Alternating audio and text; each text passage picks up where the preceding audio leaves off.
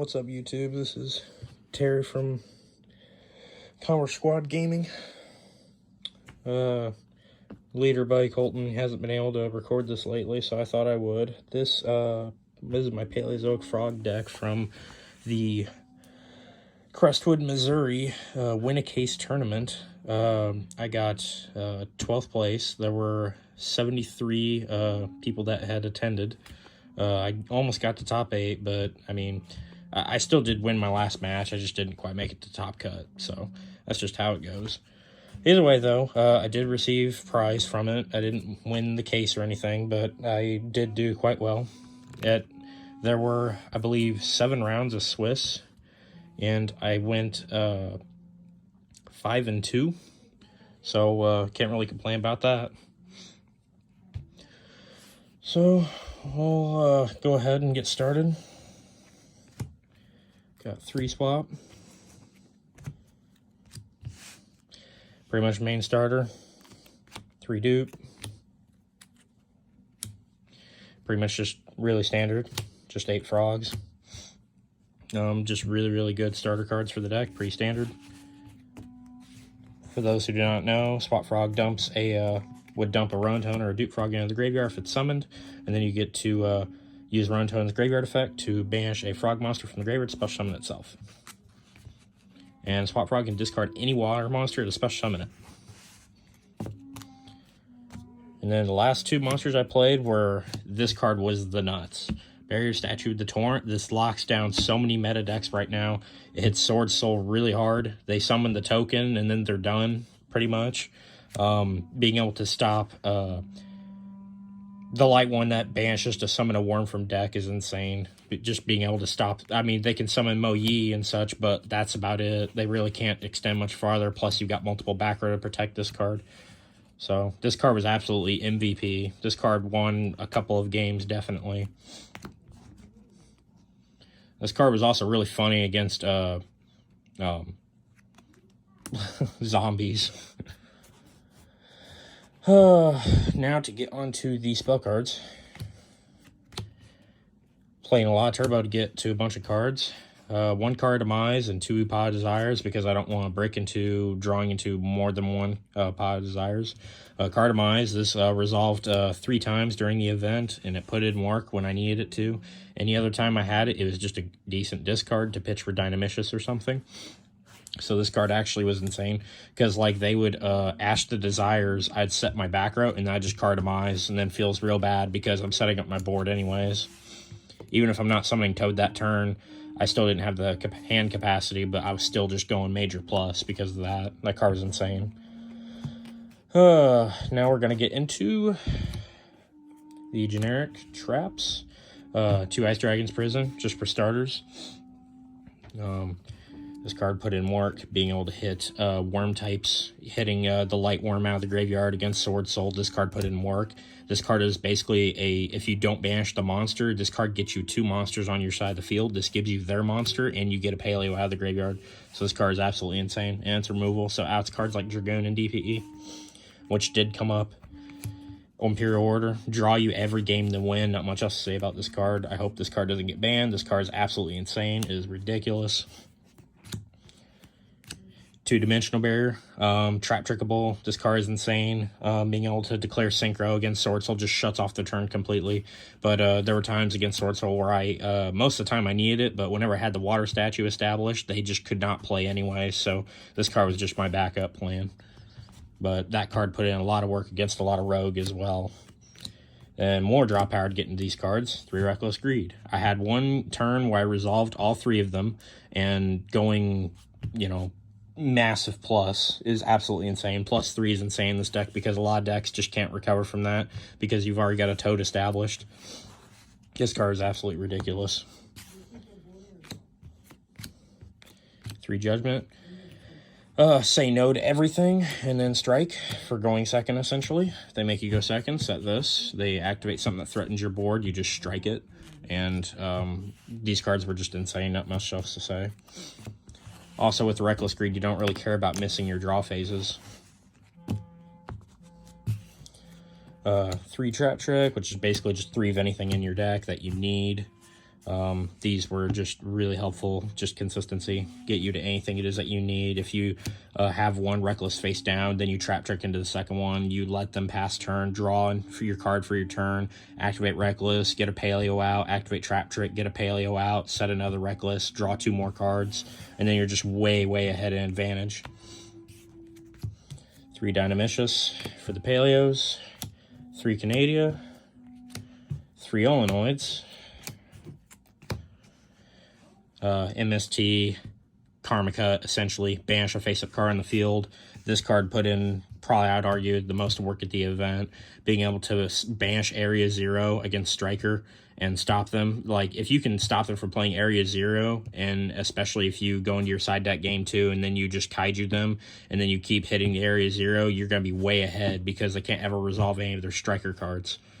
So it's just absolutely insane.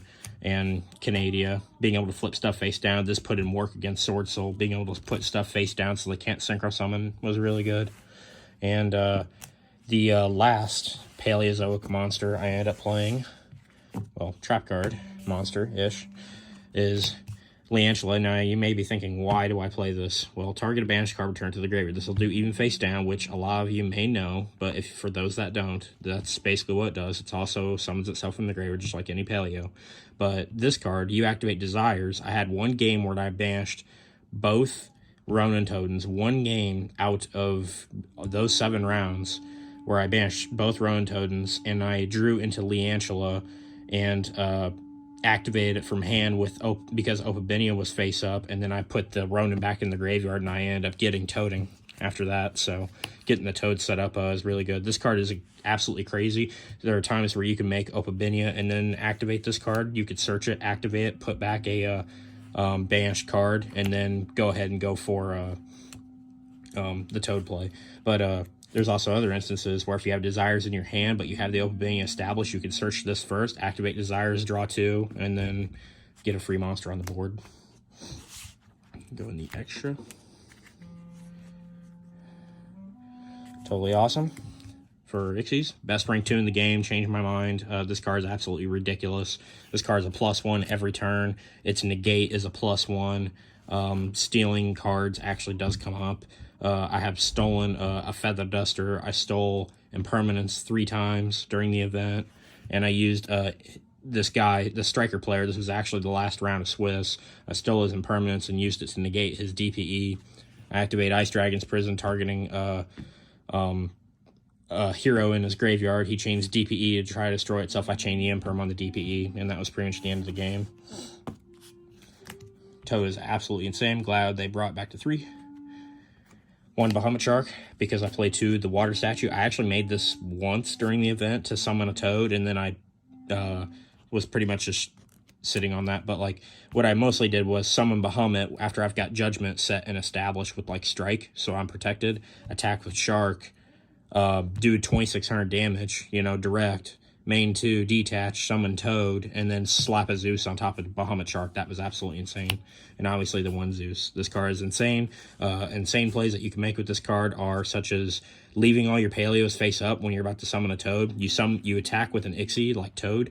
You attack with the Ixie, you summon Zeus.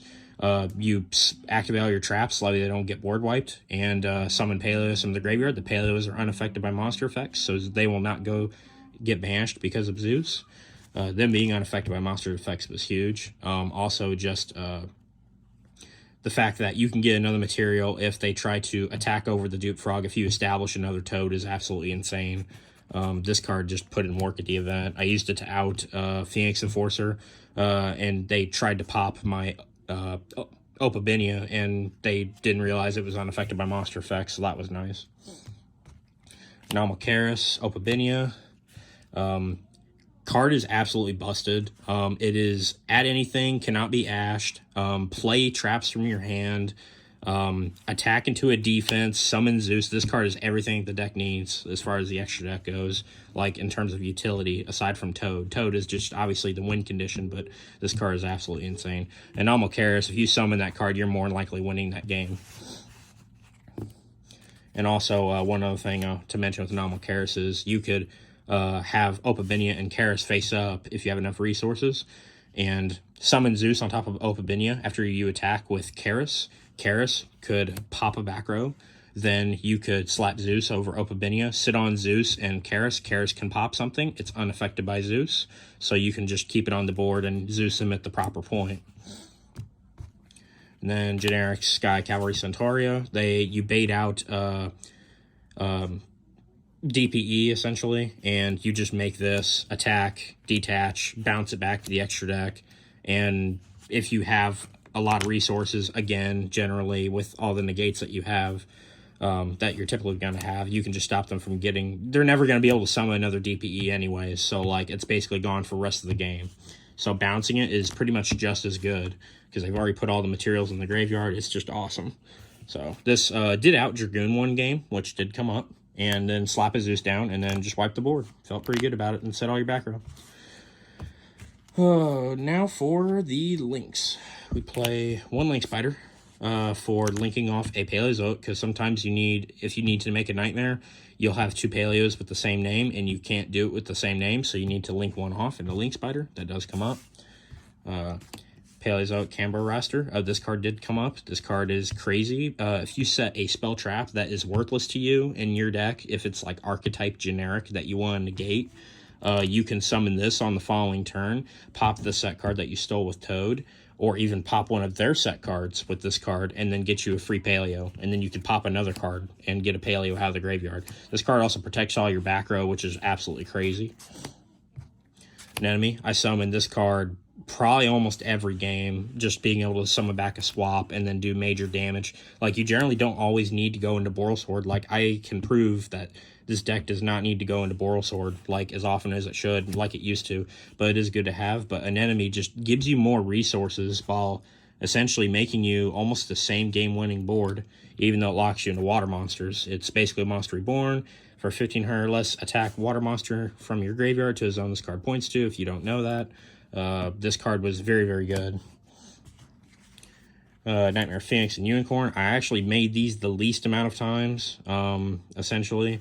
Only time I'd ever need to make these generally is just to get something that's bigger than two Paleos, and if I can't make Toad. I did actually use Phoenix once to pop the Zombie World, because they had established multiple of them anyway. But yeah, just being able to do that, just utility, essentially. But Unicorn was absolutely crazy. Being able to shuffle back Eldlich into the deck against zombies was interesting. Access Code, didn't hardly make this card, didn't really need to, because you generally, like I said, the name of my build is just to out-resource your opponent, and it is very easy to do that with all the turbo that you play. And Boral Sword, just basically win conditions. Access Code did come up once, where I just banished the Link Spider from the graveyard to get another attribute, banished the Phoenix, and banished the, I believe I had a Unicorn as well in the graveyard, and then just summon Access Code with using Rowan Tone as the last material, and that was pretty much it.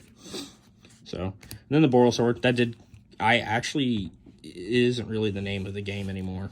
Like, it's a really insane card. Like, it's really awesome. Like, this deck has more than one win condition nowadays, aside from just Boral Sword game. But, like, I absolutely still do love this card, and anyone that isn't playing this card in Paleo, you should still be playing it. Like, just no reason not to. Go on the side. Got one Pankratops, in case you're playing more Floodgates against me. Pankratops, absolutely crazy, because what happens is you can spec Pankratops, normal summon water statue, and if you have another water and a swap in hand, you can start toading, and if they have a Floodgate, you can just pretty much say no. This card was really good. 3 Phantasme, resolved it multiple times against Striker. This card was really good. Gamma Seal, in order to out cards that would threaten my back row, such as like Baron. Discard God over Baron. What's neat is you could actually pop this card with like a Karis or something, or, you know, what have you, run it over, and then you can get it back to the graveyard, from the graveyard to your hand with Toad, so that's nice.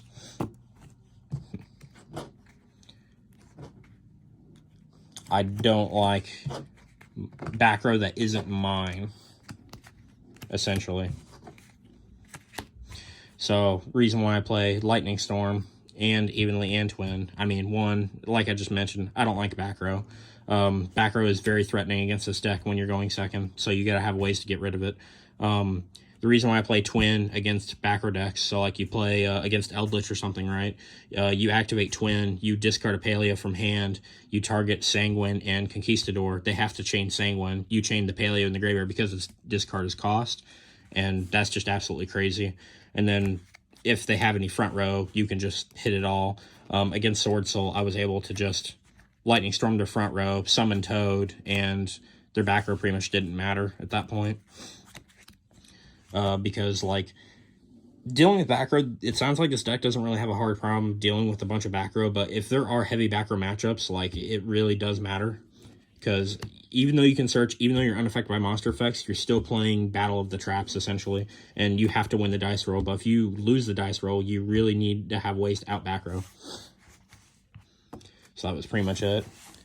Any changes I'd make to the deck? Essentially, I think the deck performed really well, just for what it was. I mean, being able to just slap a Toad on the board is just absolutely crazy, because if you resolve Toad the first time, you're getting a Dupe Frog out, and Dupe Frog is basically protection, and then they have to play through 3 back row at least anyway.